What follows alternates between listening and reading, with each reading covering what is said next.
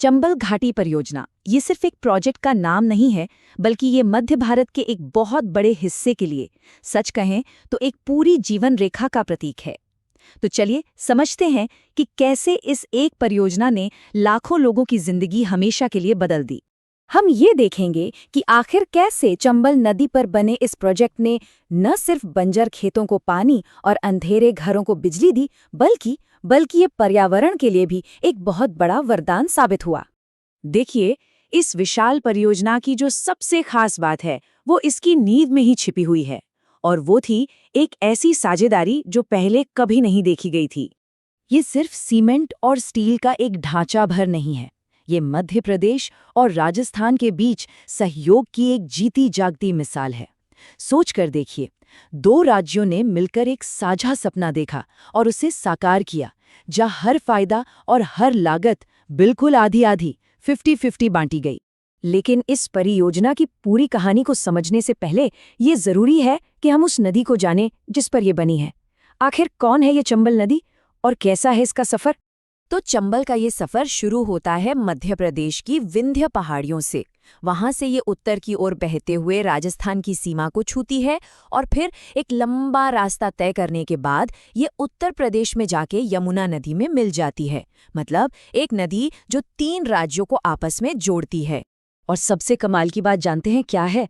आज के इस दौर में भी चंबल को भारत की सबसे साफ सुथरी नदियों में से एक माना जाता है, और यही खूबी इसे हमारे पर्यावरण के लिए बहुत ज़्यादा कीमती बना देती है।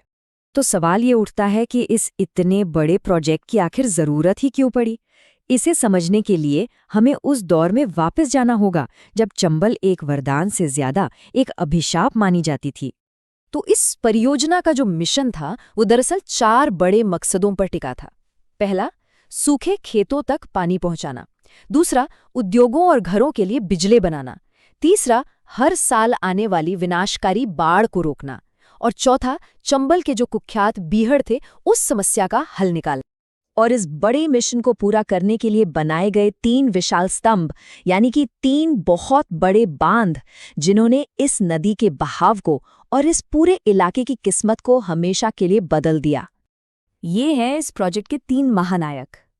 सबसे पहले बना मध्य प्रदेश में गांधी सागर बांध। उसके बाद राजस्थान में 2 और बांध बनाए गए, राणा प्रताप सागर और जवाहर सागर। और दिलचस्प बात यह है कि इन तीनों का जो मेन मकसद था वो था हाइड्रो पावर, यानी पन बिजली पैदा करना, ताकि इस पूरे क्षेत्र को विकास की ऊर्जा मिल सके। अब इन तीनों बांधों के नाम क्रम में याद रखना थोड़ा मुश्किल हो सकता है ना, खासकर स्टूडेंट्स के लिए। तो इसके लिए एक बहुत ही आसान सी ट्रिक है। बस याद रखिए GRJ, यानी G से गांधी सागर, R से राणा प्रताप सागर और J से जवाहर सागर। सिंपल। तो ठीक है, ये बांध तो बन गए, पर इनसे आखिर बदला क्या?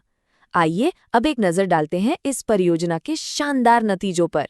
बदलाव सच में जमीन आसमान का था। जो जमीन कभी सूखे की वजह से फट जाती थी, वो अब लाखों हेक्टेयर हरे भरे खेतों में बदल चुकी थी। जहां हर साल बाढ़ का खतरा बना रहता था, वहां पानी का बहाव पूरी तरह से कंट्रोल में था। और इन सबके साथ साथ पूरे इलाके को मिली 24 घंटे बिजली की सौगात। और इस पूरी कामयाबी का जो सबसे बड़ा राज था वो था बराबरी का बंटवारा। चाहे पानी हो या बिजली, मध्य प्रदेश और राजस्थान के बीच हर संसाधन का 50-50% हिस्सा तय हुआ, और ये साझेदारी आज भी बिल्कुल वैसी ही मजबूत है। लेकिन रुकिए, कहानी यहीं खत्म नहीं होती। असल में इस प्रोजेक्ट का एक ऐसा नतीजा निकला जिसकी शायद किसी ने उम्मीद भी नहीं की थी।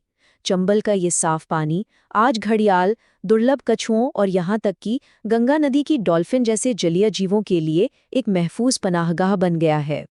और कमाल की बात यह है कि ये जो राष्ट्रीय चंबल अभयारण्य है, ये भी नदी की ही तरह 3 राज्यों मध्य प्रदेश, राजस्थान और उत्तर प्रदेश की सीमाओं को जोड़ता है। ये इस नदी को बचाने के एक साझा संकल्प को दिखाता है। और आखिर में चंबल घाटी परियोजना की ये पूरी कहानी हमें एक बहुत ज़रूरी सवाल के सामने लाकर खड़ा कर देती है कि हम इंसान अपने विकास की विशाल ज़रूरतों और एक नदी की जंगली, आज़ाद आत्मा के बीच संतुलन आखिर कैसे बना सकते हैं।